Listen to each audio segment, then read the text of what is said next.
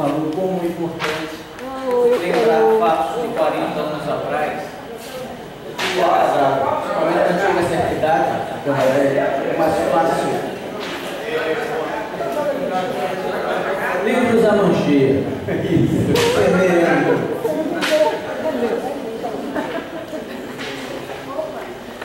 Então, quando chega a certa idade, é mais fácil de lembrar o que aconteceu 40 anos atrás do que aconteceu ontem. Então, lembrar esses fatos pode ser muito útil para entender a realidade. Algumas situações, o Jorge já lembrou aqui, né, do que é de ser hoje, é um processo que começou lá no passado. Então, eu queria primeiro lembrar esse momento político da reforma. Roberto Santos chega no exterior com a ideia de implantar a Universidade Americana aqui. Isso é muito semelhante com o que nós temos no UBI hoje. O UBI é o análogo ao EPSEST, o Hospital das Clínicas, foram os UBIs. Então, naquela época, aquela coorte, para falar um termo assim bem epidemiológico, que entrou em 1971 e que tinha um provão, foram os excedentes lá adiante. Essa turma toda que entrou ficou represada. E aí entra um grupo de pessoas muito importante que não foi citado. O poder dos catedráticos da Faculdade de Medicina, os sebastianistas, que queriam, por tudo, voltar a ser catedráticos. As cátedras tinham sido extintas, eles eram poder ainda dentro da Faculdade de Medicina e que permitiram que tivesse a greve. Houve um acobertamento por parte de professores. Ao mesmo tempo que tinha a ESE lá dentro, vamos dar nome aos bois, a gente falou de muita gente boa aqui, mas vamos falar dos bois malvados. Né? O Emerson Espinosa e o aprendiz de feticheiro do George Barreto, que dizia a coisa que ele sabia era fazer eletrocardiograma e tinha o curso da Escola Superior de Guerra. Se orgulhava disso. E que eles tinham um medo enorme, que eles viviam se fundando, tentando entender o que ia acontecer nas assembleias. Então, nesses momentos do momento político na universidade, particularmente dentro da Faculdade de Medicina, a gente não pode esquecer que houve uma certa comodidade, um certo apadrinhamento desse movimento por pessoas que estavam lá dentro. E esses poderes que estavam lá dentro estão intimamente ligados a uma coisa maior, que era o fim do que nós batalhamos. Não queremos o fim do indigente. O hospital é para servir o indigente. E o hospital, no momento que passasse a atender, como o próprio lembrou, a Previdência, o INSS, começaria a indicar a clientela, isso significaria uma perda de poder por parte daquele dono do serviço, do antigo catedrático. E ainda queria um dia voltar, aliás, até hoje ainda tem gente que quer ser catedrático e não aceitar a prática democrática na universidade. Então, basicamente, elogiar de novo momentos como esse, é olhando o que nós fomos que vai entender o que está acontecendo. Muitas falas disseram, nós estávamos fazendo uma coisa que a gente não sabia a dimensão do que a gente estava fazendo. Eu tenho a impressão que a nossa greve atual também tem algo assim. Nós estamos enfrentando um momento talvez mais duro da reforma neoliberal e a resistência agora é fundamental que a gente possa entender e passar adiante para outras gerações, quem sabe aí na universidade pública. Então, elogiar mesmo e não tenho perguntas para você. Estamos para lembrar essas fatos, particularmente do papel e do momento político da Universidade de Pernambuco. Boa tarde a todo mundo. Parabenizo os estudantes de História e Ciências Sociais por terem materializado essa iniciativa a partir da ideia de João Almeida, aprovada na Assembleia. Para quem tem interesse, tiver interesse em ler mais, aprender esses relatos, né, o plano de fundo, enfim, nós temos dois trabalhos que foram defendidos no programa de graduação em Ciências Sociais. O primeiro é de Silvio Benevides, o segundo é de Antônio Eduardo Oliveira, que em alguma medida lidam com esse período. Né? Embora eu cheguei a pegar o finalzinho da fala de Olival, né, talvez a gente consiga perceber um hiato entre esses trabalhos e a riqueza da experiência e como isso, de digamos, foi apropriado e reconhecido pela historiografia mais geral a respeito do tema, né? Então a gente vive, às vezes, muito uma espécie de imperialismo Rio-São Paulo centrista, né, que nacionaliza muitas dinâmicas a partir desse eixo Rio-São Paulo, desconsiderando a necessidade de produzir uma nova síntese sobre o Brasil, mas a partir e ancorada nas diversas experiências locais. Né? Eu diria que nós temos, para os historiadores, especificamente, uma dificuldade para lidar com esse período. Primeiro, tem a ver com uma espécie de pouco memorialismo político, né? Então, diferentemente de outros exemplos, vocês, né, essa geração que viveu os anos 60, anos 70, escreveu pouco, quer dizer, sobre suas experiências a partir de relatos memorialísticos. Né? O segundo tem a ver com isso que Simval frisou, né? Quer dizer, sugeriu, diferentemente de outras universidades, nós não conseguimos encontrar ainda na UFBA a documentação produzida por essa assessoria de segurança interna, ligada à OCMI, etc. Nós temos aqui também, diferentemente de outros estados, nós não temos o arquivo dos arquivos de DOPS, então a gente não conseguiu até hoje encontrar essa documentação. Vários anos aí de governo, Lula, Rui, Wagner, etc. A gente não tem uma satisfação mais pública por parte desses governos em relação ao destino dessa documentação. Né? E por fim, a gente tem também pouca documentação produzida pelo próprio movimento estudantil e quando tem essa documentação se perde. Né? Então acho que esses fatores aí ajudam um pouco a gente não ter muitas pesquisas a respeito desse período. Né? A gente tem o trabalho de Anderson em curso, que é um trabalho de historiador, e eu acho que pode suprir algumas lacunas sobre esse período. Ao mesmo tempo, a mesa foi super instigante, muito sugestiva. Né? Eu destacaria 3 questões aqui a respeito das contribuições de vocês. Né? Primeiro, é isso que a Câmara chama a atenção, quer dizer, as condições de produção intelectual nesse período de vigilância, censura, autocensura, controle. Né? Então, acho que essa é uma questão, digamos, um problema intelectual, um problema político, um problema acadêmico, que merece pesquisas. Né? Eu lembro de uma entrevista que eu fiz com o Steven Jansson, né, a respeito dos anos 68, ele mostrava como, até antes do AI-5, né, e esse processo de mobilização dos anos 60, e 68 em particular, impulsionou também os professores a ponto da PUC ser criada em 68, mas logo em seguida teve o AI-5, né, que, como alguns dizem, colocou o Brasil no período das trevas, e em seguida a PUC foi fechada praticamente e tal. E aí ele falava justamente sobre as condições do trabalho intelectual pós AI-5, nessa atmosfera de dedo duro, vigilância, etc. Então acho que é um tema que a Câmara chama a atenção, que eu acho que é super instigante. Se vocês puderem também, os professores também compartilharem depoimentos sobre isso, seria bacana. A segunda questão que eu acho interessante, a partir da fala de Almeida também, e também de Câmara, a respeito do que a gente poderia chamar de uma espécie de cultura política no movimento estudantil. Quer dizer, o que era ser jovem, estudante, ser militante nesse período? Um período de moral, de mimeógrafo, como mecanismos importantes de comunicação, com essa estética, essa indumentária que a Câmara frisou. Né? Quer dizer, quais eram os territórios, né, que vocês, enquanto estudantes, militantes, evidentemente com graus diferenciados aí de alinhamento em relação às organizações, frequentavam, que liam, enfim. Se vocês puderem falar um pouco sobre isso, seria interessante. E mais 2 últimas questões. Quer dizer, qual é a contribuição nacional que esse movimento estudantil na UFBA deu? E a quarta questão, que eu acho que Joaquim chama atenção também, né? Constatando aí o esquecimento de Jorge em relação a essa grande ocupação de 68. Eu acho que isso tem a ver com o problema da quebra da transmissão das memórias, né? Então essa, digamos, geração, no sentido de experiência compartilhada, que viveu esse movimento estudantil em 68, pós AI-5, a geração que praticamente, no sentido dos militantes, desaparece da universidade, porque nós temos um episódio que é a cassação de matrículas. E aí você tem toda uma atmosfera de medo e a política passa a fazer parte de um contingente muito mais restrito, né? Como uma atividade cotidiana. Uma parte vai para a luta armada, a organização de esquerda, mas uma parte restrita. Então a gente tem que considerar esse problema, né, da quebra da transmissão das memórias, obviamente, num contexto de aumento da violência, da vigilância, da repressão. E acho que é uma questão importante.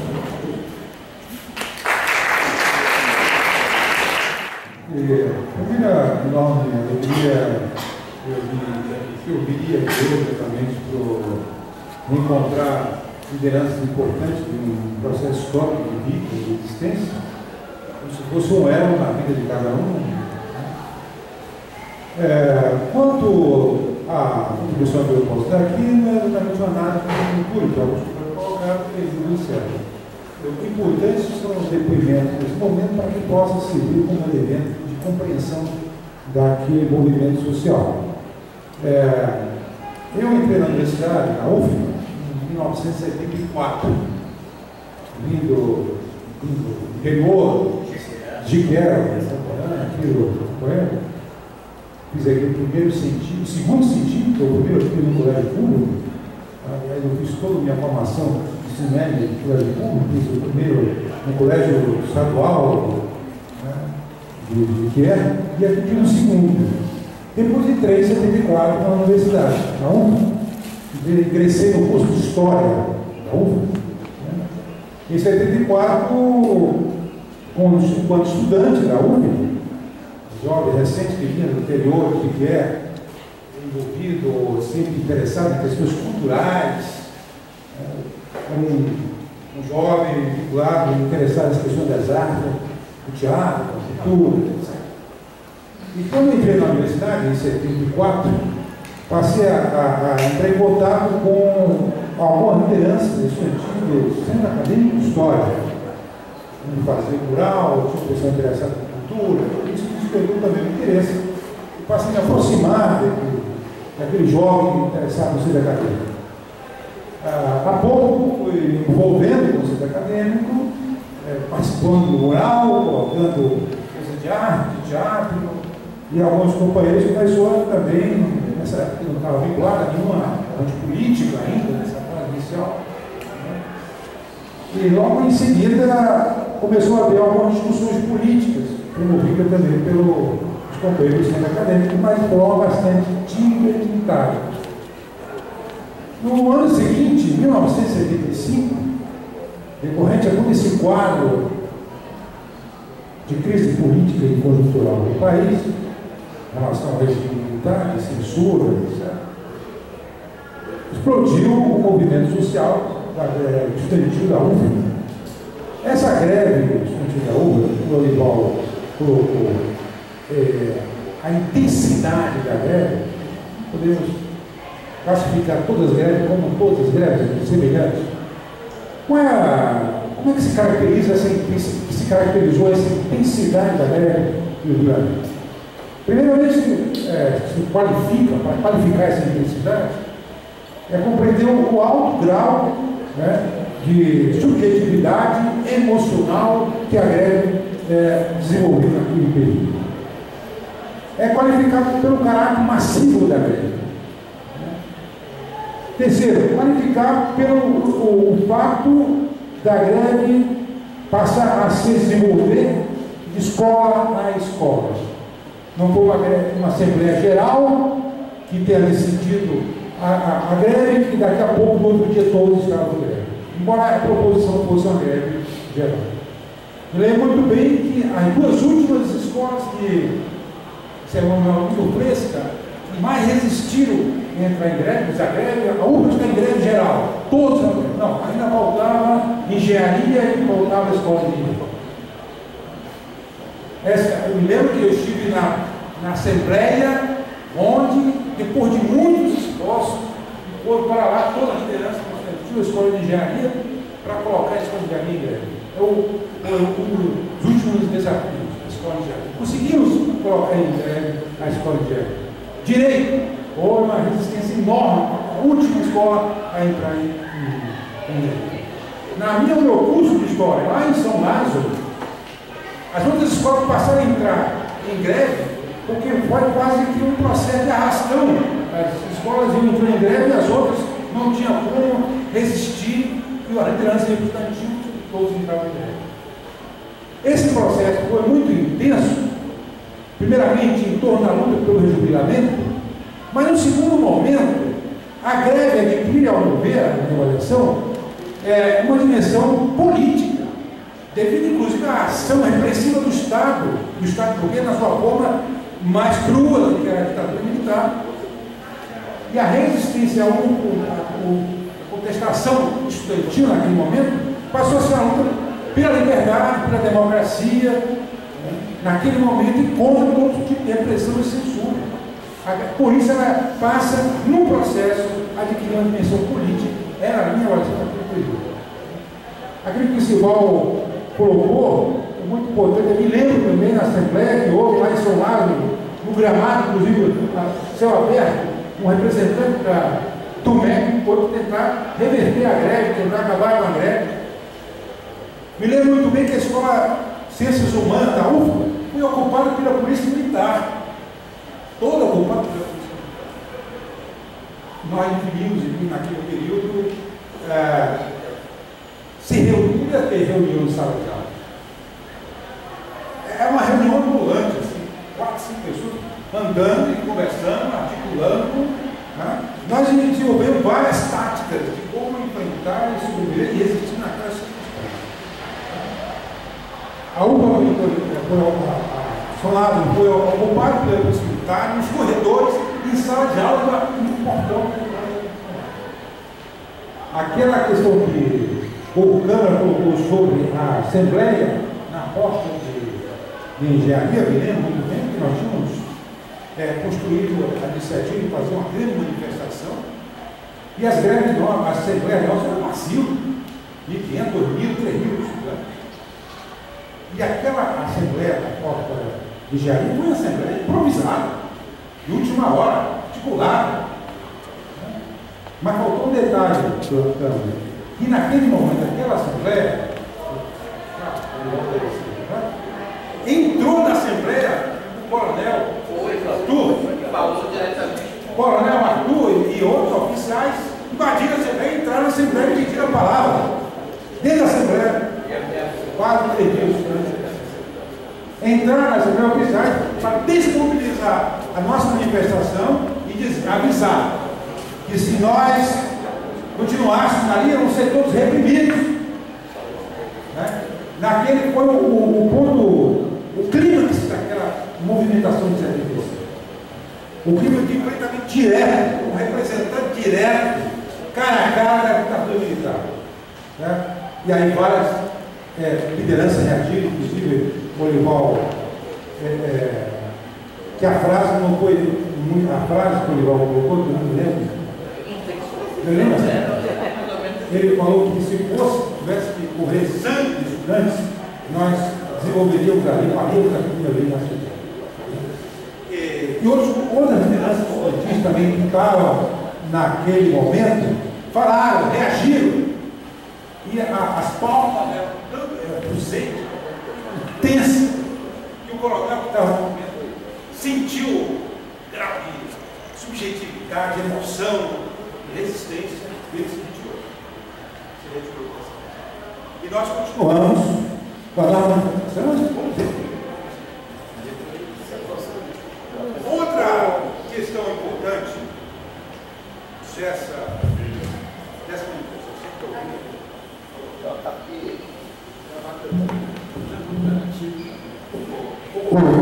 outro aspecto para qualificar essa movimentação de 75 é que nós não tínhamos ainda naquela conjuntura nem a queda dos regimes do leste europeu. Nós não tínhamos nem a confusão ideológica, política, teórica da esquerda. Né? E a formação dos quadros militantes, esqueci de falar importante, é exatamente em 75 que eu passo a entrar em contato com a esquerda organizada. Os companheiros da Ação Popular, que atuava lá em medicina, com Jorge Almeida, com o companheiro Pedroso, que foi colega também de vocês. A Ação Popular atuava também tentando se reestruturar na UFBA. Passei a ter o primeiro contato. E logo, posteriormente, fui recrutado, inclusive, pelo Jorge, pela Ação Popular marxista, e passei a atuar enquanto um estudante organizado pela esquerda, naquele momento. Outro aspecto é que, naquele contexto e naquela conjuntura, existia uma formação dos quadros por parte de todas as organizações, né, dentro de uma perspectiva ideológica, de formação marxista, comunista e revolucionária. Naquele contexto, todas as organizações buscavam formar os quadros. Em 74, eu tive contato com a primeira literatura de esquerda revolucionária, inclusive um livro, que era o livro Estado da Revolução, mimeografado, uma edição clandestina, Estado da Revolução. A literatura, portanto, inclusive, o grau de ideologização era tão grande que um certo dia um colega falou assim: rapaz, esse curso de história não precisa ser estudado muito não, basta você ler o Manifesto Comunista e você está formado enquanto a história, né? A expressão do grau de ideologização existe naquele processo. Eu me lembro muito bem dos processos de discussão intensa, de dedicação exclusiva, total da liderança. Naquele DCE, reuníamos permanentemente. Depois ali passamos a ter também constantes reuniões na escola de economia. Lembro muito bem, o Ival, a escola de economia, tá com uma salinha que fica, acho que não tem nem mais salinha ali onde tinha um sinuca. Depois de uma salinha, centro acadêmico de economia. Então, eram reuniões intensas, permanentes. Então, nós tivemos uma formação, essa é uma outra qualificação, a formação da vanguarda, da liderança estudantil. O que nós temos, devido à conjuntura diferente, hoje, devido à confusão ideológica, confusão teórica, né, e a guerra ideológica dos caminhos liberais da direita. A greve, portanto, de 1975, ela vai formar todo um conjunto de lutadores sociais, de vanguardas e lideranças, que irá repercutir nos anos seguintes. Nas disputas políticas, nas disputas eleitorais. Tínhamos tendências de modo estudantil, Sangue Novo, percebeu? Sangue Novo, viração, percebeu? Nova Ação, que era a ação popular. Tínhamos Sangue Novo era o PCB. Liberdade e Luta, memória de hoje. Liberdade e Luta. Libelu. Olha esse. Outro Marlobo atuava. Combate, né? Marlobo. Milton também que não está entre nós mais. Milton Economia. Mentira, Economia. Libilu, certo? Paulo Henrique também, Libilu. Né? Então, essas eram as correntes que atuavam dentro do movimento estudantil. Nos anos seguintes, a 75, nós tivemos importantes lutas sociais, passamos a incluir, né, na sociedade, os movimentos sociais, que não eram só estudantis. Essa vanguarda começa a se deslocar para atuar em movimentos sociais, populares, sindicais. Então, essa vanguarda social e a luta de 1975 expressava também já uma queda do poder aquisitivo da classe média.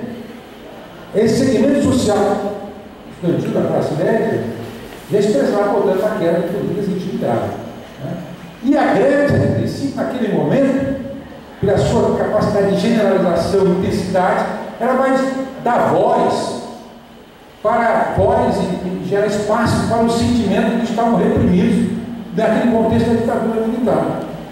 E muitos, ou declaradamente, ou de forma expressa, ou de forma silenciosa, comungaram, de certa maneira, com aquela greve de jubilamento de 75, que extrapola os mundos da universidade e chega da universidade. As ruas, enquanto sujeitos sociais de luta, aberto, amplo, contra o regime e pela democracia e pela liberdade.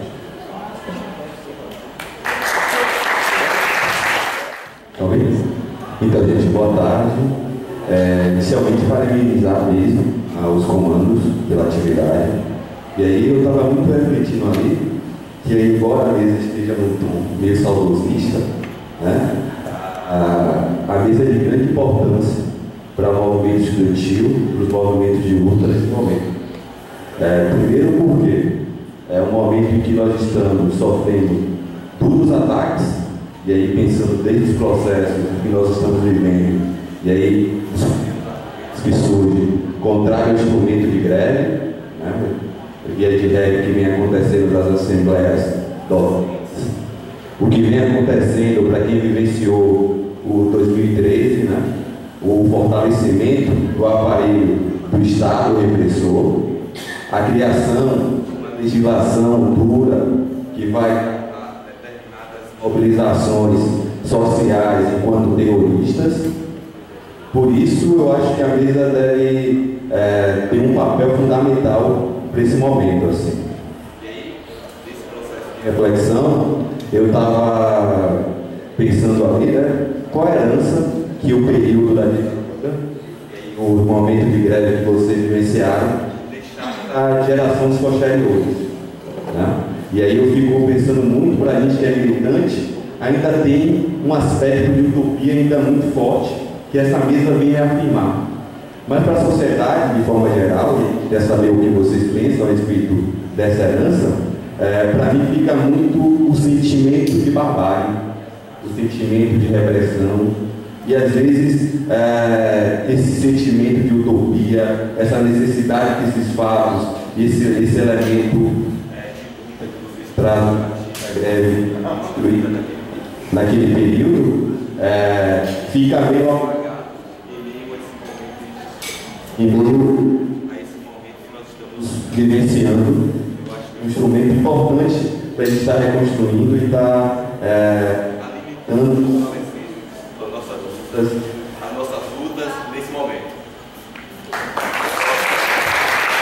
Meu nome é Carlos Freitas, eu sou advogado, sou professor aqui da... Apesar de não ser historiador, eu feito pesquisas nessa área da ditadura, lá pela faculdade. Então, essa mesa ótima, né, para resgatar a memória, eu trouxe umas perguntas assim, muito simplórias e se quiserem responder agora ou depois, eu entro em contato. Mas na faculdade de Direito teve uma greve em 68, vou conversar com o Joaquim depois, no segundo semestre de 68, e que a principal liderança era um militante do PCdoB, o Rosalino. Eu queria saber se nessa altura, em 75, vocês tinham alguma referência dele, porque o Rosalino, se tinha uma referência da história dele, quem era, porque ele foi, assim, pelo que eu estou resgatando da Faculdade de Direito, foi a maior liderança até hoje de lá. Né? E ele morre em 72 ou 73 no Araguaia. Ele e um outro que se tornou bancário depois, que é Demerval, que também passou pela Faculdade de Direito. Então, uma pergunta era essa, mas para quem militou no PCdoB, né? Simval e Orival. A outra coisa assim, lá a gente tem conseguido catar alguns documentos da AESE, na Faculdade de Direito. Tem lá alguns documentos que eram troca de correspondências com a direção, com o número de ofício, com o protocolo, com tudo isso. Então tem na universidade documentos sobre isso. Vocês ouviam falar da AESE na época? Então, ouviam falar da AESE na época? Bom, a outra coisa é que do Araguaia tinha alguma referência, sabia o que estava acontecendo por lá, alguma coisa. E veja, A Faculdade de Direito tem um bom memorial, tem uma arquivista muito caprichosa, está resgatando muito documento. Se vocês tiverem ainda documentos, ou quem tiver aqui documento, Elisiário, Coió, China, pode levar para lá, que lá eu acho que eles fazem um bom tratamento do documento. Freitas, eu não tenho nada para me oferecer não, mas eu quero que você me ofereça vou lá fazer uma visita a você. Faça. Eu e Joel. E aí, era isso, né? Assim, essa greve em 68 foi uma greve, fez uma greve importante na UFBA toda, na universidade toda, que o Joaquim falou, e no segundo semestre foi uma greve da Faculdade de Direito contra a presença de 3 estudantes que eram militares. Né? Eu queria também saber se em 75 se ouvia ainda falar de alguma coisa sobre 68. Obrigado. Eu vou falar rápido aqui as duas coisas que ele perguntou, por ter alguma informação. O Rosalino é nosso conterrâneo, né? Aqui tem outra itapetinguense. Então ele é de Itapetinga, filho de uma pessoa muito conhecida de lá, que é um artesão da cidade. E o que nós sabemos a partir disso, informações que saíram um momento aí na Veja e tal, mas ele já era uma liderança importante desde que saiu. É um dos primeiros que vai para a Araguaia e tem essa memória dele também. Provavelmente a família vai se tornar. Quanto à AESE, fomos nós que revelamos a AESE que não era oficial. Como foi que descobrimos isso? Estávamos estudando no Diretório de Medicina, nos fotografando e gravando. Então era relativamente avançada para a época. E fomos investigar e tinha um laboratório da AESE no último andar do Hospital das Clínicas. E aí denunciamos isso e apareceu. Oficializou. A Emerson Espínola era o diretor do hospital e o diretor da AESE, depois do Jorge Barreto. Então, provavelmente esteja no Hospital das Clínicas todas as provas, todos os RAF, todos os documentos. Outra informação que o Freitas trouxe aqui, talvez eu nunca falei disso em lugar nenhum, nunca me perguntaram. Muita gente me identifica com o PCdoB até hoje e eu não sou do PCdoB desde aquela época de 75. Mas continuo sendo identificado, não tem nenhum problema. Mas tem um fato muito importante que precisa ser documentado. Existia um companheiro chamado Daniel nessa época. Eu era Ernesto na minha vida dupla de militante comunista e ele era Daniel. Eu descobri depois que Daniel era Drummond. Daniel era João Batista Drummond. Estava aqui na Bahia e nos orientava diretamente.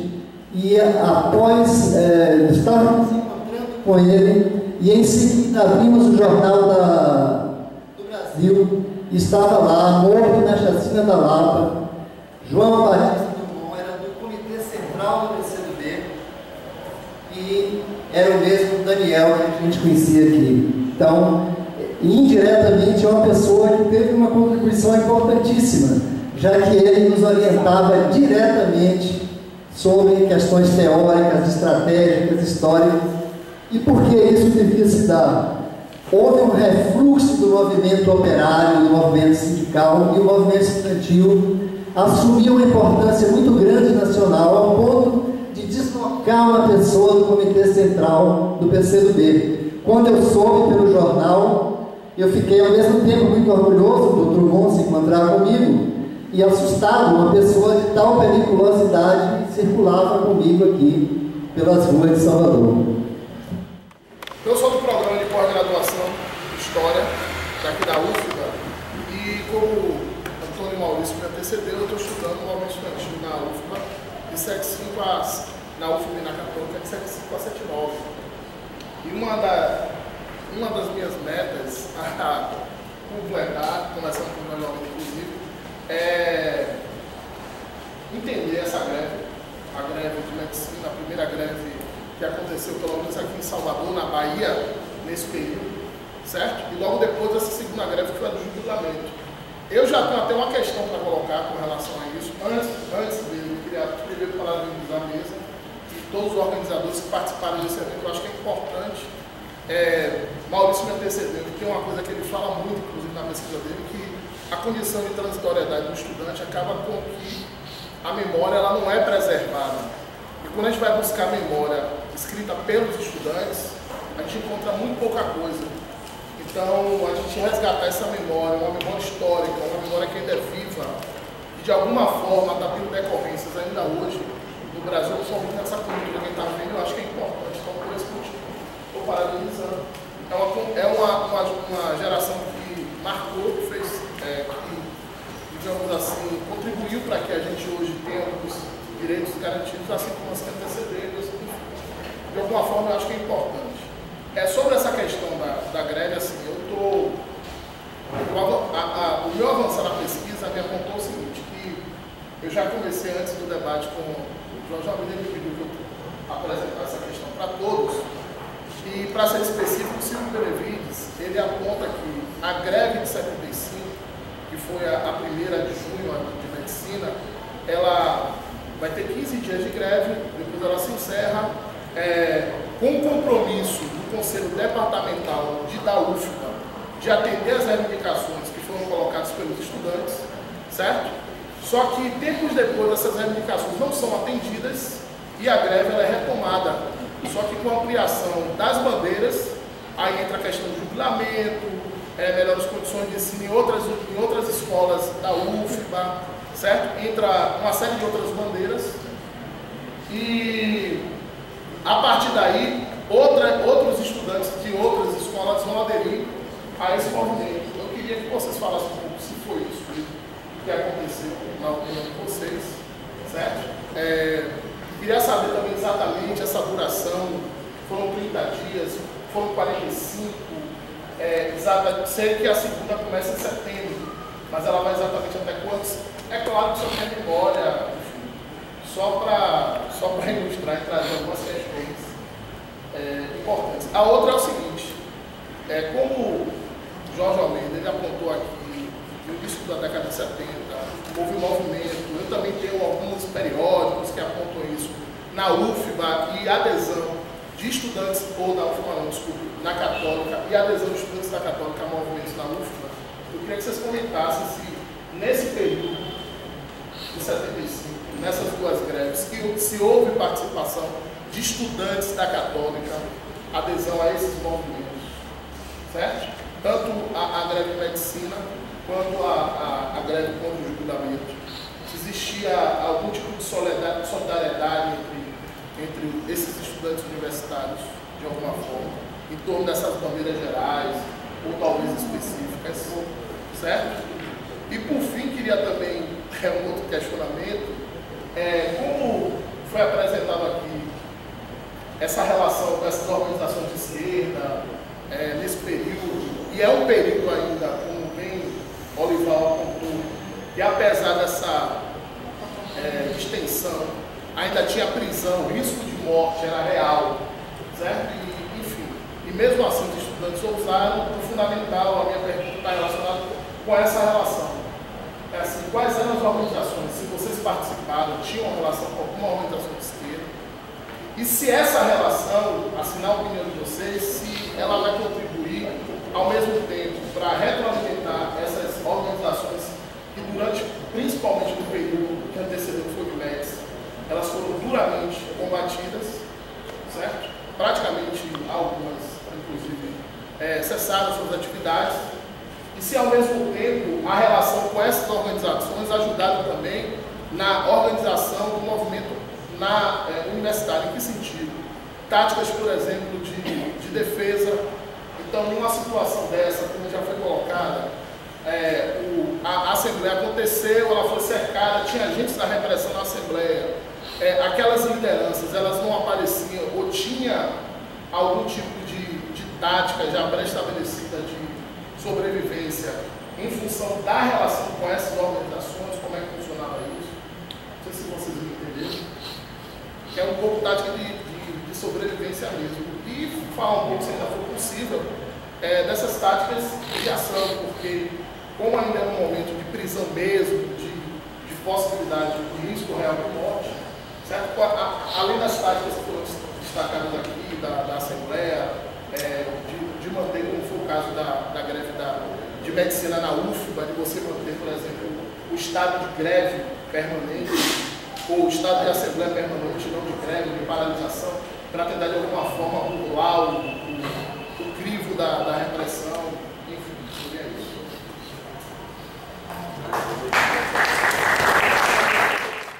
Tem um pouco de paciência, mas eu passei meu tempo tão presente, isso aqui, eu falei pouquíssimo, pensando que era 3 minutos, já automatizada pela greve, pelas assembleias de greve, né? De modo que foi feita uma pergunta aqui para um estudante, eu aproveitei, eu só voltei a falar, porque estou vendo vários estudantes aqui, o que a greve deixou de herança? E aí eu tive a inspiração e achei importante eu vim aqui responder a uma outra pergunta. O que a ditadura militar me deixou de herança? Então eu vou tentar responder a essa pergunta, fazendo uma retrospectiva brevíssima de minha vida. Eu estava no 4º ano de ginásio quando houve o golpe militar, eu estudava em Conquista.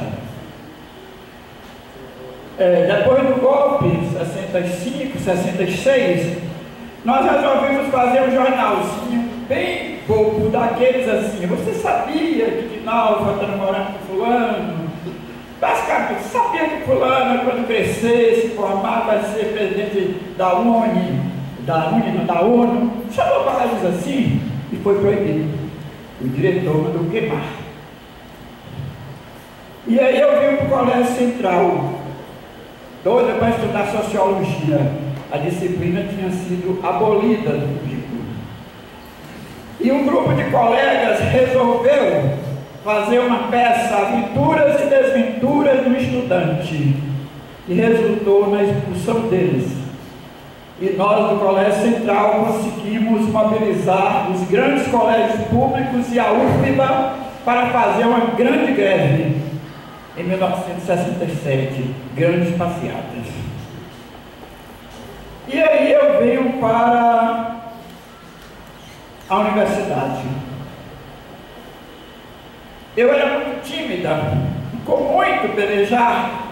Depois de 2 anos, eu comecei a fazer amizade com um colega. Fui à cantina com ele. Quando voltei, eu me disse: Joaquina, você é maluca? Ele é pelo duro. Eu não queria mais saber. 1 ano e meio depois, consegui outro. Falaram que era dedo duro de novo. E assim eu saí da faculdade sem colegas, sem amigos. Me chocou muito também o ofício, fazia matéria, geologia lá no Geociência, que é estudando engenharia, e chegou nas minhas mãos um ofício assim, da diretora: de ordem do magnífico reitor Roberto Santos, comunico estarem proibidas no exterior dessa unidade reuniões com mais de 3 estudantes. Então nós só podíamos sair no máximo 3 juntos, né? E uma coisa terrível, eu briguei com a bibliotecária de física, de geociência, nós éramos proibidos de ter acesso à biblioteca. Imagine uma universidade onde os estudantes só podem pedir no balcão os livros indicados pelos professores. Eles não têm direito de ir até as prateleiras. E elas, amedrontadas, queriam defender essa decisão eleitoral. Então fiquei inimigo de muitas delas. E olha que professores, porque aqueles professores mais críticos foram afastados. Os que ficaram doentemente covardes. Pois é. Imagine se para mim, em engenharia era triste, imagine em ciências humanas, um estudante não poder entrar na biblioteca. Cassação, de uma vez só caçaram, parece que 300 e poucos colegas meus do Brasil que foram ao Congresso proibido de ir. E vocês veem, os colegas meus daqui que foram caçados, alguns eram meninos poucos que não sabiam nada de política, apenas no oba-oba foram para o Congresso e receberam a cassação, que deveria durar 3 anos, mas eu conheci pelo menos um caso que somente 9 anos depois conseguiu regressar, embora o pai, a todo fim de ano, ia lá levar o documento e pedir o regresso. Torturas, censura, mortes. O que tudo isso resulta? Qual foi a herança?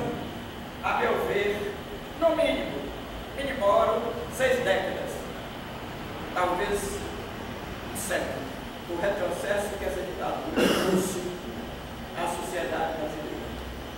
E a prova bem patente disso é a carência de lideranças. Você pode olhar bem, tem um partido político que tem um grande candidato para presidente. Só Lula. Isso é a herança. Nós vamos encerrar as inscrições aqui para perguntas. Vamos voltar à mesa, ir para o curto, 5 minutos para conclusões finais aqui.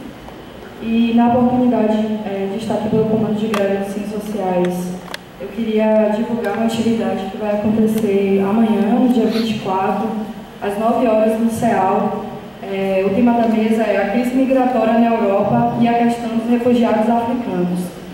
Os professores convidados é o professor Lívio Sansoni, do Departamento de Antropologia, e o professor químico da Geografia.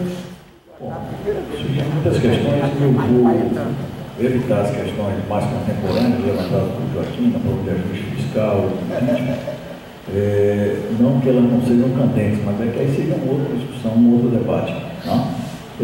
Agora, das questões que foram levantadas, eu vou me limitar àquelas digamos assim, que possam ter um sentido com o trabalho do historiador. Então, acho que esse trabalho de memória, o trabalho do historiador sobre esse período é extremamente importante.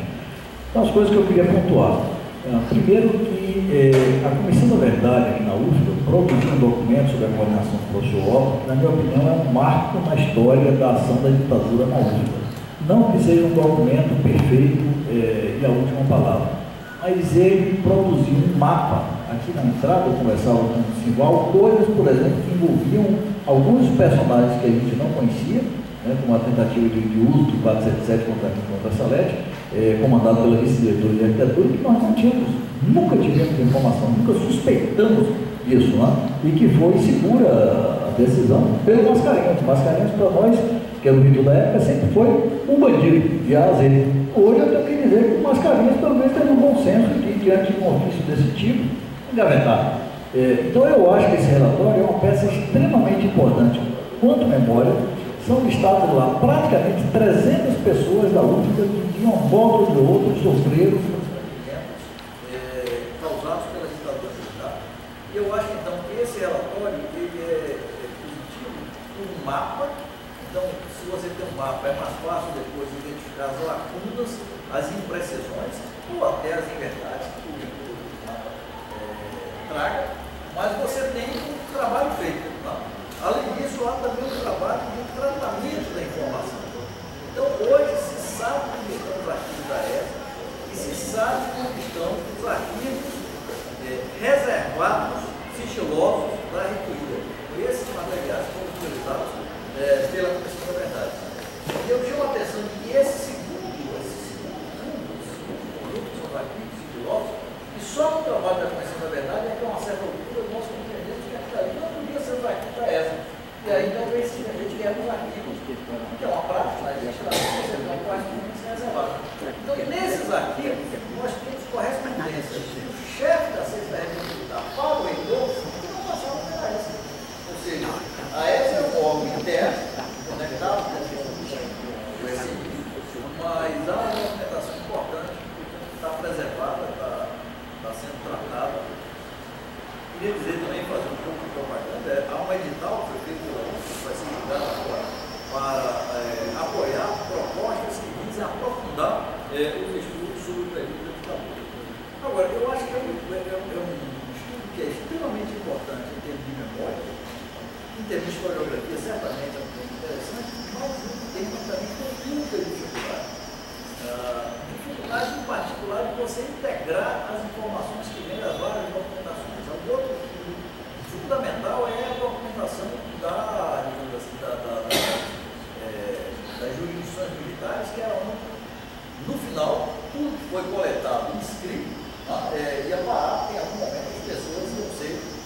julgadas. E as histórias orais são importantes, as pessoas são vivas, certamente é uma das fontes, mas é uma fonte extremamente fragmentada por uma regra de segurança da época. Então, veja, eu e Sival nos conhecemos muito. Vou pegar o exemplo típico do Rosalino. Sival conhece bem a história de Rosalino porque era Itapetinga. Eu só vim saber quem era o Rosalino a partir de 78, 79. A ideia, da anistia, a ideia de quem eram os perseguidos era mesmo essa informação elementar. Nós não tínhamos por uma regra básica. Quanto menos você soubesse, melhor, pela segurança. Então era uma regra básica que você não ficava procurando saber, não ficava procurando saber, não ficava especulando. Portanto, a memória, a partir das entrevistas, há trabalhos na tecnologia, na base de entrevistas, é importante, mas tem essa fragmentação, essa dificuldade. Eu não acredito que nenhum, digamos assim, mesmo alguém que estivesse muito dentro de uma organização de esquerda na época pudesse ver.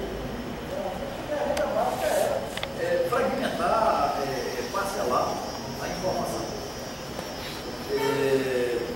Coisas mais pontuais. Do que nós sabemos, não tem dúvida de que até 75, 76, não deixaram de atuar na universidade, no PCdoB, no PCB e a PEA, apesar de Jorge Macarrão ter se apresentado. Essas três organizações, certamente elas estavam presentes. Pouco depois, aparecem no movimento estudantil organizações trotskistas, que bom. Esse nome que aparece, eu estava lembrando para o Jorge Macarrão, que disse aqui, o sangue novo era o primeiro, olha, é um problema de terminologia, uma coisa é o PCB. Mas esses nomes, sangue novo, viração, inovação, atuação, todos eles foram criados mais ou menos na mesma época, quando você tinha as primeiras eleições diretas do TCE. É assim que esses nomes surgem. Antes da primeira eleição do TCE, mesmo o nome de viração era um nome regional. Ninguém identificava. Quando da primeira eleição direta, eu acho que o primeiro de boca, é o primeiro brasileiro, aí então a viração virou uma corrente. Então, assim, portanto, é um desafio para o historiador, esse problema dos nomes que essas correntes apareceram no movimento estudantil e os nomes das próprias organizações. A outra coisa coisas assim mais específicas, uma coisa mais pontual. Eu acho que essa conexão direta entre a greve na medicina e a greve de setembro não se sustenta. A greve de setembro, ela tem início na escola de geologia e, como se fala, aqui, a medicina adere ao setembro. Então, encontrar uma conexão direta, eu acho que é uma pista equivocada. Finalmente, a questão da católica. Eu acho que a turma da católica, certamente até eu entrei na universidade em 72, comecei a militar e ter uma política pública no segundo semestre de 72 na luta contra o PROCON. Das informações que eu tenho, não tenho dúvida que até 70, 71 a católica tinha uma grande atividade. Há ainda uma luta pela anulação, contra a anulação do vestibular, na católica. A gente conhece as pessoas da católica daquela época, eu lembro da gente depois do Pedro, do Paraguai, mas na católica o movimento estudantil foi dizimado. Se você pega de 72, 73 até praticamente 74, 75, até dentro da memória que você está aqui, nós não tínhamos conexão com a católica. A conexão com a católica vem depois da greve de 75, caiu um mundo em termos de energia do movimento estudantil. Aí sim a católica aparece com força. Tá? Então, mas nesse período aí, até 75, eu acho que não. Assim, o papel dessas organizações, eu não tenho dúvida de que essas organizações tiveram um enorme papel e vocês não entendem a resistência, o sucesso da luta democrática sem o papel das organizações. E aqui, para os historiadores, eu acho que nós temos um problema a enfrentar. Nós temos aquele velho problema que vocês, não consideram historiador de informação do órgão do centro disso. Às vezes o jornalista chega na frente da gente e vende uma história. Então você tem obras, por exemplo, exatamente como a do Hélio Gaspar, que vendem a tese de que não, as organizações de esquerda não lutaram pela democracia. Porque factualmente você não vai encontrar uma expressão anistia geral, democracia democratização, provavelmente nenhuma organização de esquerda até 74, 75, muitas palavras dela, a parte da ditadura. Mas o sentido democrático era absolutamente presente. Então eu acho que o Gaspar, no seu esforço de desqualificar a resistência das organizações de esquerda, ele prestou um enorme serviço. Porque qualquer um de nós aqui, pelas experiências, pelos relatos, muitos de nós aqui, nós entramos para a militância esquerda porque nós éramos contra a censura, nós éramos contra aquele ato dominado pelos militares. Esse negócio de marxismo, Estado e Revolução, em muitos casos, veio num segundo momento. Não foi o primeiro momento, o primeiro movimento. Então, eu acho que esse problema, portanto, da resistência democrática, esse historiador virou best-seller, prestou um serviço muito do que é a literatura sobre as organizações de esquerda, recente, importante, mas estão muito com foco interno na estrutura da organização de esquerda. Então, eu acho que é um território aí que o historiador tem que ocupar. Eu não consigo me manter atualizado nessa literatura, mas as coisas que o Ridente faz, as coisas que o Marcelo Pato e Minas fazem, para dar dois exemplos, dois que eu consegui, aí vão numa direção que eu acho que precisa ser explorada e criada. Quer ver a ação dessas organizações na sociedade civil. Então, exemplos como o Psival, que você viu, quer dizer, a ação para convencer o João Paulo Ribeiro para publicar isso, é esse tipo de ação, assim como a própria greve de 75. A gente não sabia como fazer greve, mas o Psival tem razão, mas nós aprendemos a fazer movimento de massa, e aí nós temos que prestar memória, todos nós, como cidadãos, chamamos Paulo José. O êxito do movimento anterior, do movimento de 72, digamos assim, a inteligência por trás daquilo, eu lembro que foi gerado abaixo assinado, foi gerado mandato de segurança que o Saúl ia impetrar para ir embora ao Colombo. Aí eu lembro quando nós ficamos, que não vai ganhar não é importante. O importante é que vai ser um instrumento de mobilização. E ele explicava aquilo e a gente aprendeu que foi assim. Foi através do mandato de segurança que você coletou assinaturas, todo mundo se disponibilizou, que nós fomos para a luta de um mandato de segurança. Não?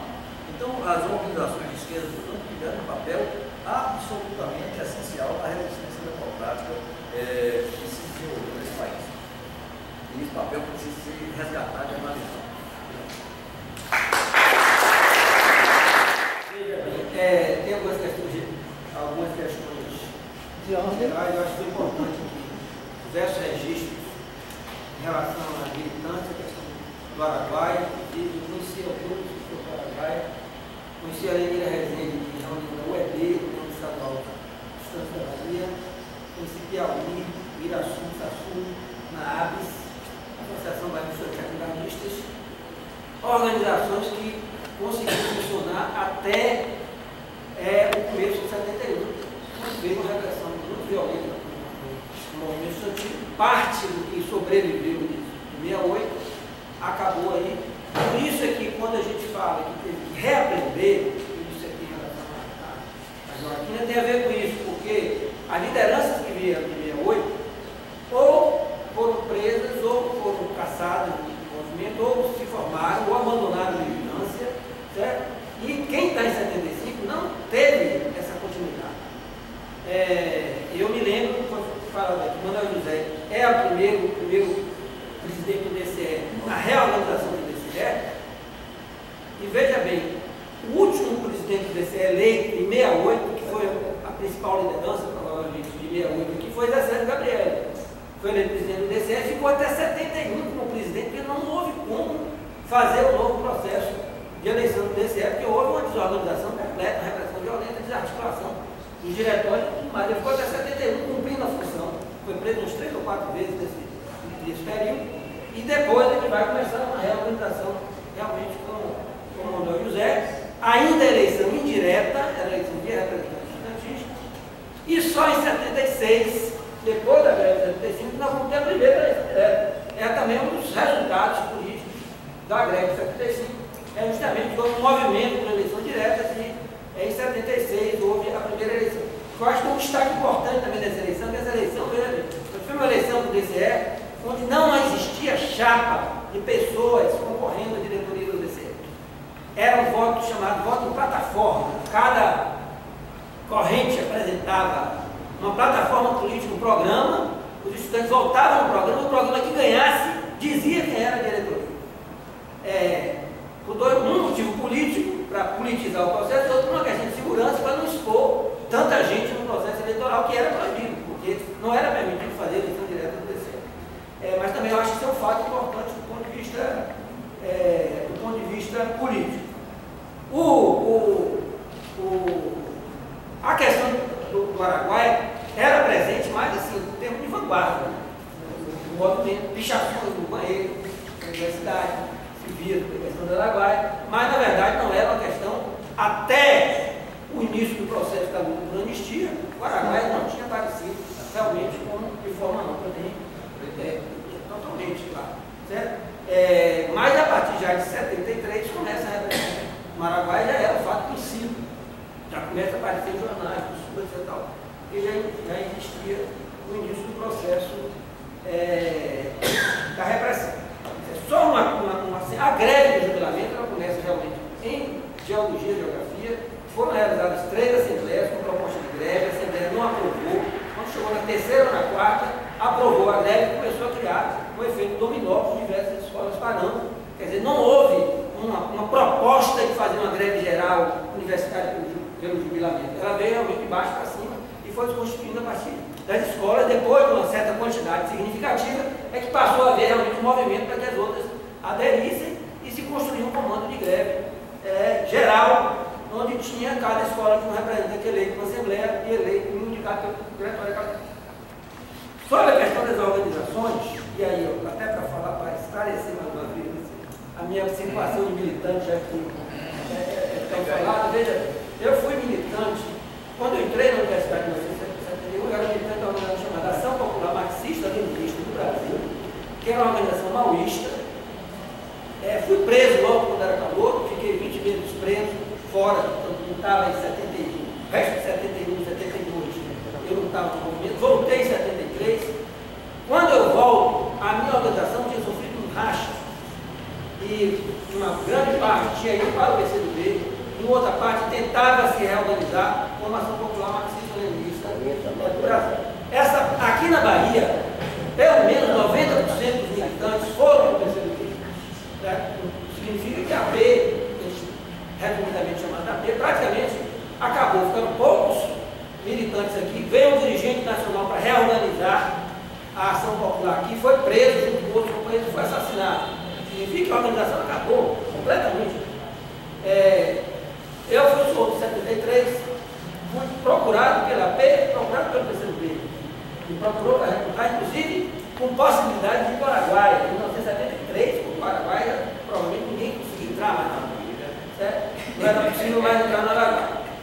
Não entrei em nenhuma das duas organizações, fiquei realmente independente até 79. A própria Elisiária talvez faça uma confusão, porque ele foi recrutado para a Ação Popular, marxista-leninista, em 1979. Então, nesse período realmente que eu estava ali em 74, quando eu volto para o movimento 75, não é para ficar bem claro, 75, eu não era militante. Nós começamos e nem tinha nenhum grupo, na verdade, certo? Nem mesmo um grupo estudantil. Igual. Nem mesmo um grupo estudantil nós tínhamos até 75. Só montamos um grupo depois da greve de 75, porque apareceu diversos militantes em muitas faculdades que eram críticos à direção do DCE, que era o PCdoB do Estado, críticos à esquerda, e nós começamos a nos articular, e foi a partir daí que a gente construiu uma tendência estudantil, independente de qualquer organização, chamada Inovação de 1975. Eu sei que muita gente, a vida inteira, ficava dizendo que a inovação era AP, porque eu tinha sido AP, certo? Mas realmente não existia vínculo com isso. Só depois que nós lançamos uma chapa com o DCE em 76 e tivemos um resultado razoável, que foi no segundo lugar, é que a Ação Popular soube e veio na Bahia procurar. Nós já tivemos, depois de 73, quando o pessoal que acabou sendo preso tentou rearticular ele, só voltei a ter contato com ele como militante aqui em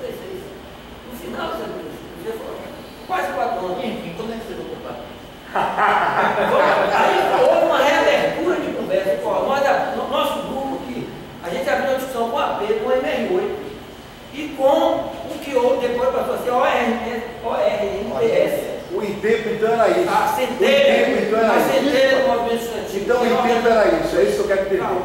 O Intempo então era isso, jornal. Não. O Intempo foi de 77, o Intempo era uma frente que tinha jornalistas de esquerda independentes, por isso que se caracterizavam como jornal. Uma frente jornalística, um monte de intelectuais que tinham sido presos, não estavam em organização nenhuma, e estava dentro dela o MR8AP e a CT, a MPS. Eram as 3 organizações que tinham dentro do PT, mas a maioria das pessoas que estavam não eram ligadas à organização. Aqui na Bahia mesmo, no Intempo, não tinha ninguém algum no Intempo foi montado aqui, todos eram independentes. Todos. Era um grupo de 30, 40 pessoas, todos eram independentes, ninguém era organizado. Certo? Tem organização nacional. Então só depois de 76 a gente fez esse contato, só em 79 é que um grupo de 4 militares, 4, entraram na BMF. 15 dias antes do carnaval, porque a reunião ia haver uma reunião nacional de reorganização da AP durante o carnaval. E nós definimos a nossa entrada justamente aí para ir, fomos 2 delegados para essa reunião. Certo?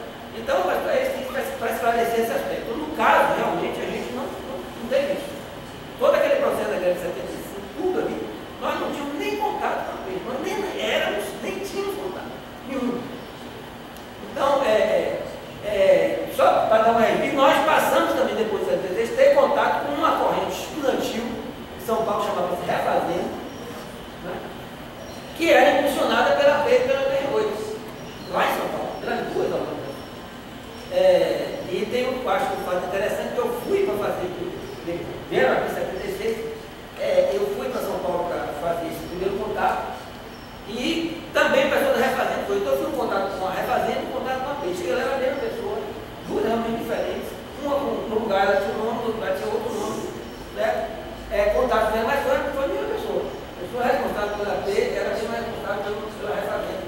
Certo? Eu comecei com inovação, eu comecei com um indivíduo, certo? Que queria, estava aberto a discutir com ela. Então esse período histórico era esse aí. As organizações que tinham aqui na época, na verdade, 75, eram quais? Era o PCB, era o PCdoB, eram grupos que tinham contato, vocês já eram militantes, da PO, da fração do PO que levou depois do MEC, que no movimento estudantil apareceu com lutas em economia e atuação física, mais novo, etc. Depois montaram um chamado atuação que era isso aí.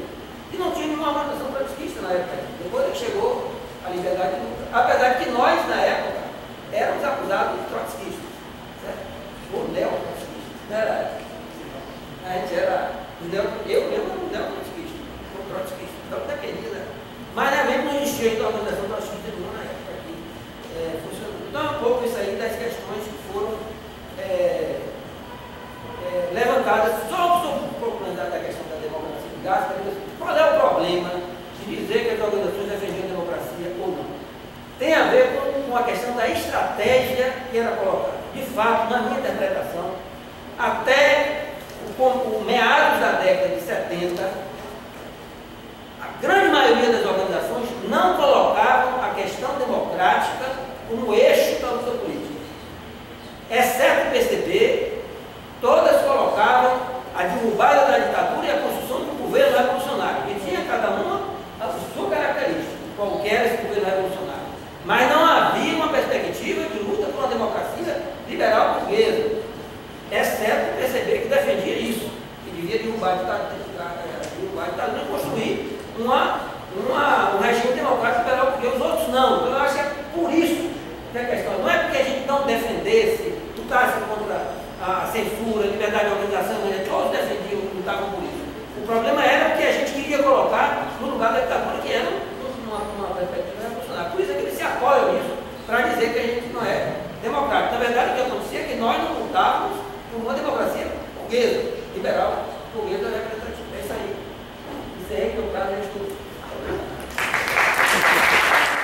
Bom, eu vou ser breve, por causa da hora, e dizer só o seguinte. Conversando aqui com o Carlos, a gente achou que ficou faltando dizer assim, bem claramente, a greve geral de 75 conseguiu derrubar o julgamento. A luta do ciclo básico de 72 conseguiu fazer com que todos os estudantes ingressassem no curso da sua opção, inclusive com uma recusa coletiva a se submeter ao provão, que provocou uma nota 0 coletiva também do ministro Jarbas Passarinho, mas que foi inócua, porque ninguém tinha feito provão. E, além disso, nós conseguimos também, durante essa greve do jubilamento, colocar as questões políticas que deram continuidade ao movimento daí por diante, que são as questões políticas faladas aqui. Quanto à medicina, tudo já foi dito por Jorge, só falta acrescentar que uma segunda greve de medicina durou um semestre, que são as reivindicações mais ampliadas. Até hoje, muita gente se arrepende de fazer greves tão prolongadas, sem querer orientar aqui a greve de vocês. No que diz respeito à nossa, digamos assim, a conclusão geral é que não deveriam se passar 6 meses em greve, né? Mas essa greve também teve as suas vitórias. E quanto à questão da esquerda, assim que começava uma greve, a primeira providência era interromper contato com as estruturas partidárias de esquerda clandestinas, por questões óbvias de segurança. Então elas não orientavam diretamente nada referente a uma manifestação, uma greve, um enfrentamento com a polícia. Isso não era possível, éramos nós mesmos que aprendíamos, e havia da parte das organizações de esquerda um grande respeito pelas chamadas entidades democráticas, entidades de massa e assim por diante. Eu também tenho de vez em quando que fazer igual o Jorge, ficar explicando que eu não sou do PCdoB desde 75, ou por aí, proximamente é isso. Mas fui, meu ingresso no PCdoB, porque eu queria entrar numa organização da luta armada, tinha a pretensão de ir para o Araguaia, e felizmente eles me seguraram a tempo e eu não fui, levando inclusive a minha namorada da época, que os casais romanticamente queriam ir para o Araguaia. Essa coisa dos historiadores com relação à esquerda, eu acho que seria muito importante alguém estudar a passagem de João Batista Drummond, do PCdoB, da Comitê Central do PCdoB, que foi assassinado na Chacina da Lapa, e deu grandes contribuições que não eram essas específicas relativas a uma greve, uma coisa assim, eram estratégicas, eram históricas, eram mais das leituras, vamos dizer assim, do estudo marxista, do estudo teórico e estratégico, né? E eu estive várias vezes com ele e posso testemunhar, ele estava aqui sim. E pouco tempo depois apareceu nos jornais assassinado de São Paulo. Ô Câmara,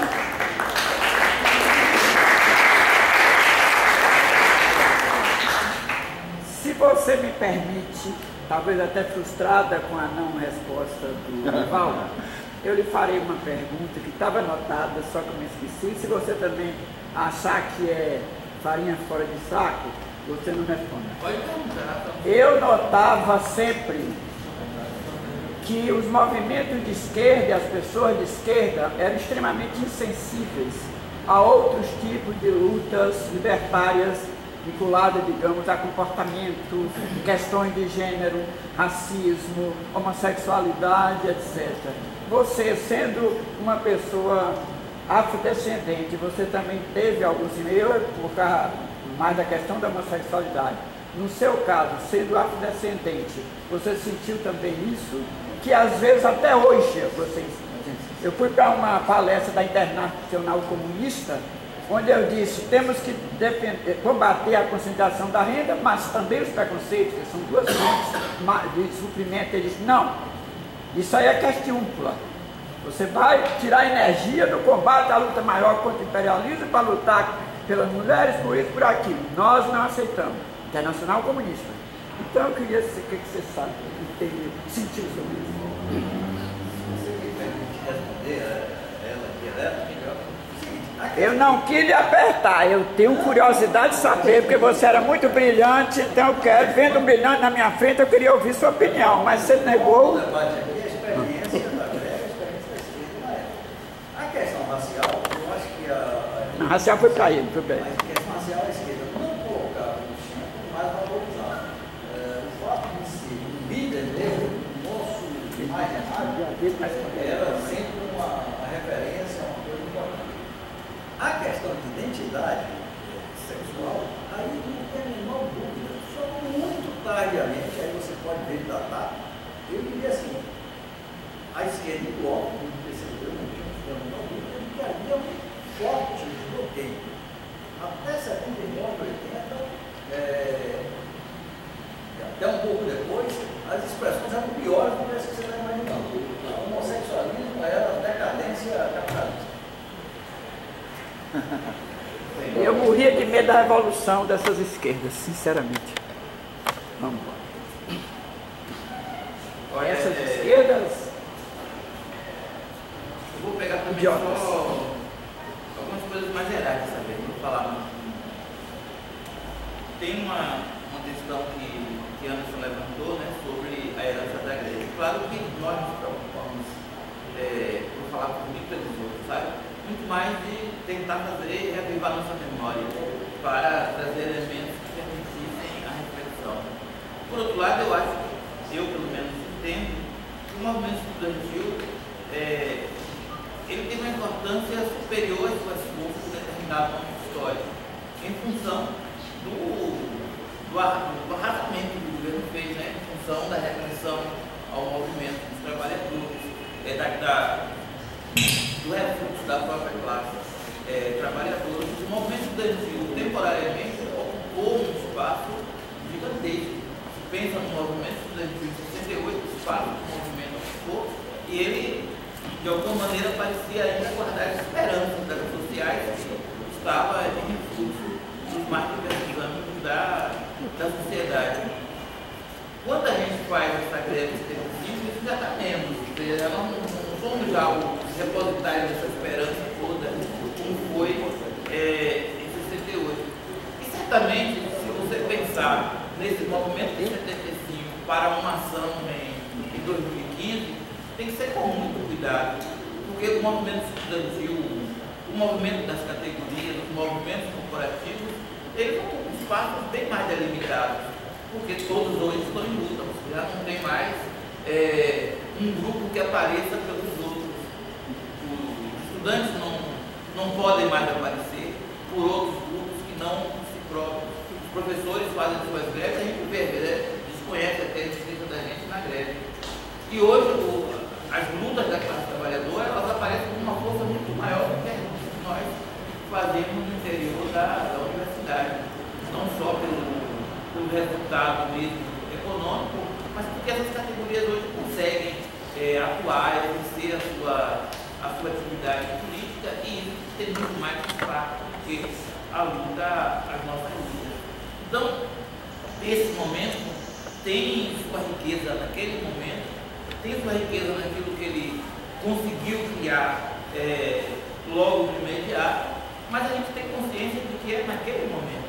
Ou seja, não dá para extrapolar, não dá para esperar que o movimento estudantil possa reviver momentos de glória daquela época, porque senão a gente vai querer também um retrocesso social para que o movimento estudantil possa ocupar esse espaço. O movimento estudantil só tem possibilidades hoje extrapolando a universidade, extrapolando a luta puramente universitária, defendendo a luta universitária, mas buscando ampliar junto com a sociedade, porque ele já não tem mais essa força para fora das reivindicações, estão mais vinculadas à própria universidade. Por isso, mesmo se for ser utópico, como você disse, tem que ter um cuidado de mediação muito grande para não transferir experiências em épocas que são muito difíceis.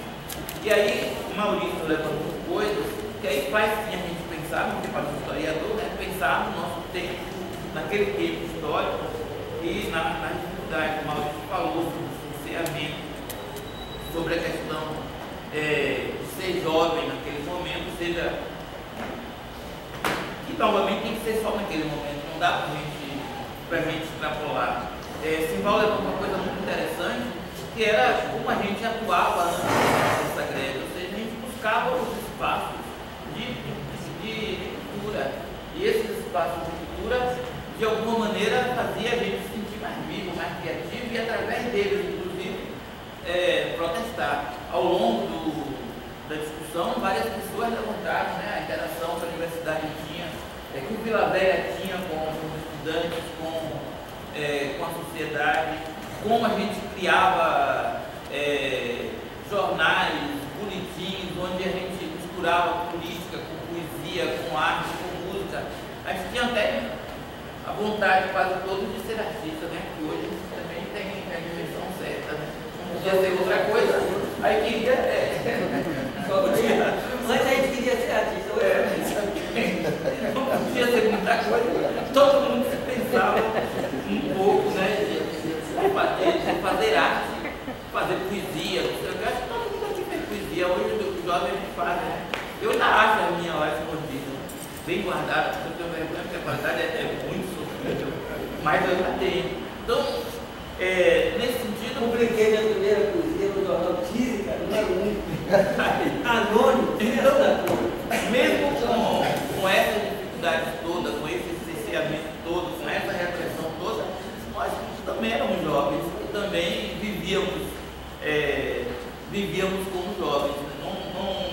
Não lamentamos o fato de ter vivido a juventude da gente sobre a repressão. Claro, também não gostaríamos de voltar a viver sobre a repressão, mas sobrevivemos, atuamos. Então esse elemento eu acho que é um elemento importante que Maurício levantou. Agora, Maurício, a contribuição nacional já é uma coisa para pesquisar, né? Eu acho que essa greve é um marco histórico, mas se você pegar qualquer livro mesmo produzido no Rio de São Paulo, você é secundarizado. Eu até vi alguma coisa, eu vi uns textos que se referiam à greve de Salvador, que se referia assim, não passando. Quando ela foi a greve mais forte que aconteceu nesse ano de 75. Então ela é um marco. Ela é um marco da retomada da luta estudantil na universidade. Então ela tem uma importância muito grande. Eu percebi essa importância quando 2 anos depois eu participei da greve de Brasília, ou seja, até antes, a greve de Brasília, de alguma forma, já tinha aprendido com a nossa greve. A greve de Brasília também era contra o fuzilamento. Quem primeiro fez greve contra o fuzilamento e barrou o fuzilamento foi os estudantes da Universidade Federal da Bahia. E perderam ao longo do tempo, né? Porque hoje tem fuzilamento de novo, né? Aí, o cara lá, né? Ainda que o fuzilamento hoje é tão manso, né? Tem 1000 formas das pessoas protelarem, não sei o quê, mas ele não sabe. Bem, e a questão da transmissão da memória que você coloca, ou seja, tem todos esses elementos, né? Mesmo as pessoas que estavam em organização estavam com uma visão fragmentada, que não podia saber tudo. Mesmo em 79, em 80, quando eu me organizei, eu não sabia tudo, né? Porque não era possível. Você conhecia as pessoas com codinome, você não conhecia, conhecia os dirigentes nacionais também com codinome, não tinha condição de saber o funcionamento de uma organização. Então, você tinha acesso a informações, você tinha acesso a discussões, mas às vezes era possível até um grupo de pessoas da mesma organização do outro saber. Então tem esse elemento da própria organização, que é um elemento de segurança, e tem mesmo esse elemento mais forte que chamou a atenção, que foi o que aconteceu entre 68 e início de 70, que foi dizimado o movimento, muita gente presa, muita gente morta, muita gente desaparecida. Nós não tínhamos, dentro da universidade, nós não tínhamos pessoas de uma geração que ajudasse a outra a pensar, porque essas pessoas estavam já em outro lugar, houve uma interrupção. Então foi realmente um novo aprendizado que foi feito nesse período.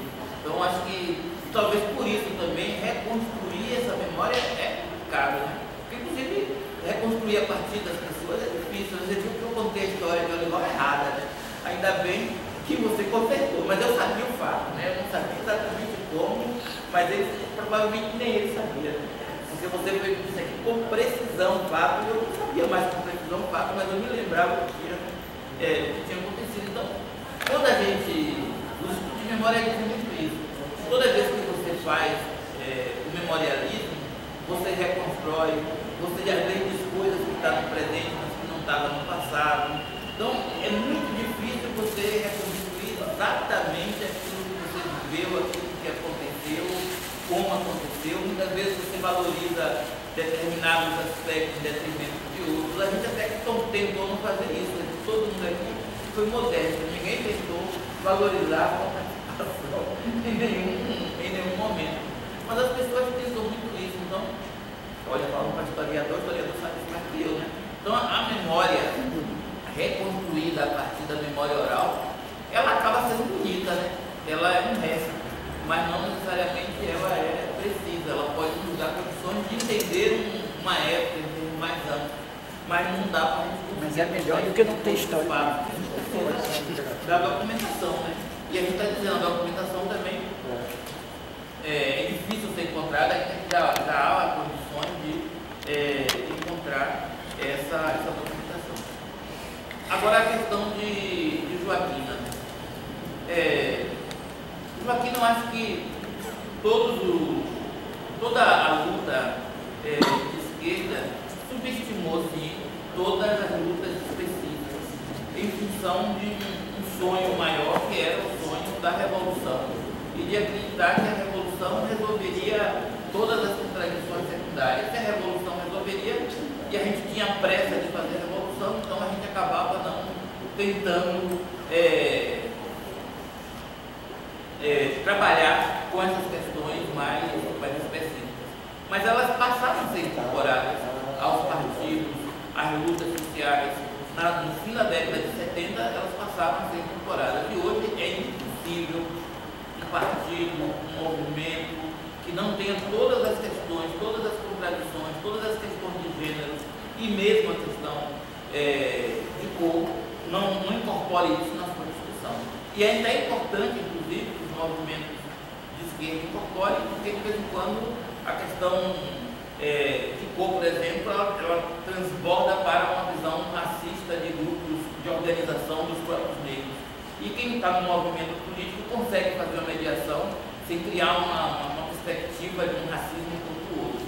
Então eu acredito que hoje é impossível que qualquer grupo político ou movimento social hoje não tenha que trabalhar com todas essas questões.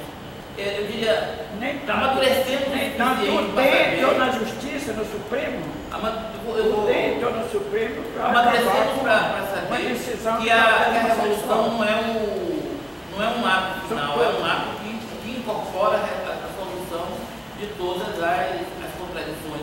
Portanto, é necessário combinar essa luta em relação a todas as contradições com a luta maior mesmo, que é para mudar o sistema social. E olha que eu não sou mais de partido nenhum, sabe? Estou falando por mim, mas acho que nós temos e hoje essa compreensão está presente em todos os grupos. Qualquer grupo que não tiver essa compreensão está sendo se autodestruindo se não tiver essa compreensão. Mas não acho que foi o simples autoritarismo da esquerda. Acho que foi muito em função de uma visão da revolução que só era macro e que não conseguia fazer as mediações com o cotidiano e com as opressões do cotidiano. Acho que isso é algo que os movimentos conseguiram aprender muito mais contemporaneamente.